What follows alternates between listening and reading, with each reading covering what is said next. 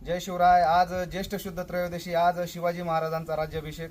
शिवाजी महाराजांचा राज्याभिषेक ज्येष्ठ शुद्ध त्रयोदशी. त्या दिवशीच त्यांचा राज्याभिषेक झालेला, त्या दिवशीच ते राजे झालेले, त्या दिवशीच ते छत्रपती झालेले, त्या दिवशीच संपूर्ण जो राज्याभिषेकाचा सोहळा आहे तो आऊसाहेब जिजामातेंनी स्वतःच्या याची डोळा बघितलेला आहे. त्याच दिवशी शंभूराजे युवराजाभिषेक झाला. अशा प्रकारच्या सगळ्या गोष्टी आजच्या या ज्येष्ठ शुद्ध त्रयोदशीला आहेत. कारण शिवाजी महाराजांनी आजच्याच या तिथीला स्वतःची एक कालगणना सुरू केली. त्याला नाव दिलं त्यांनी राज्याभिषेक नाव दिलं शिवाजी महाराजांनी. किती शिवाजी महाराजांचा निस्वार्थीपणा आहे, मोठेपणा आहे ते बघा. कारण शालिवाहन राजा या चैत्र शुद्ध पाडव्याला स्वतःची कालगणना सुरू केली म्हणून आजही आपण शालिवाहन शके ही कालगणना मानतो. पण हे शालिवाहन राजाचं नाव त्यानं स्वतःच्या कालगणनेत दिलं.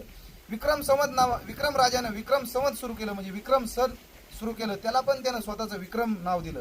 पण शिवाजी महाराज हे एकमेव राजे, हिंदू राजे होते की त्यांनी या राज्याभिषेकाच्या दिवशी या कालगणनेला स्वतःचं शिवशक असं नाव न देता राज्याभिषेक नाव दिलं, राज्याभिषेक नाव दिलं. का नाव दिलं बरं राज्याभिषेक?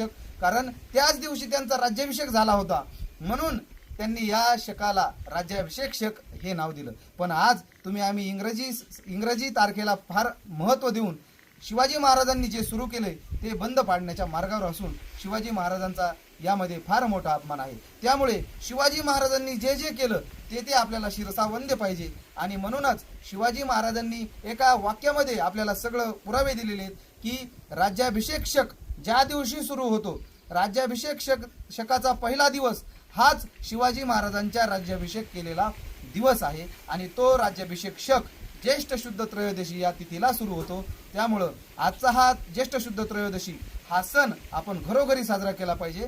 कारण शिवाजी महाराजांमुळे या सर्व ज्येष्ठ शुद्ध त्रयोदशीच्या त्या राज्याभिषेकामुळे बाकीचे सर्व सण सुरक्षित आहेत, बाकीच्या सर्व परंपरा सुरक्षित आहेत. आणि आपण प्रत्येक दिवाळी, दसरा, पाडवा, नागपंचमी हे सगळे सण आपण तिथीनुसार पाळतो. म्हणून शिवाजी महाराजांनी जी तिथी निवडली होती राज्याभिषेकाची, ती ज्येष्ठ शुद्ध त्रयोदशी ही आपल्याला स्वातंत्र्य दिवसासारखी पाहिजे, ही आपल्याला गुढीपाडव्याच्या दिवसासारखी पाहिजे. कारण आज एका राजानं सुरू केलेली कालगणना म्हणजे एक नवीन वर्षाची सुरुवात आहे. त्यामुळे या राज्याभिषेकाच्या आणि या नवीन वर्षाच्या सर्व हिंदू बांधवांना, वारकऱ्यांना, धारकऱ्यांना सर्वांना खूप खूप शुभेच्छा देऊन शिवाजी महाराजांचं स्मरण आजच्या दिवशी करून आपल्या घरामध्ये सणासारखाच दिवस साजरा केला पाहिजे.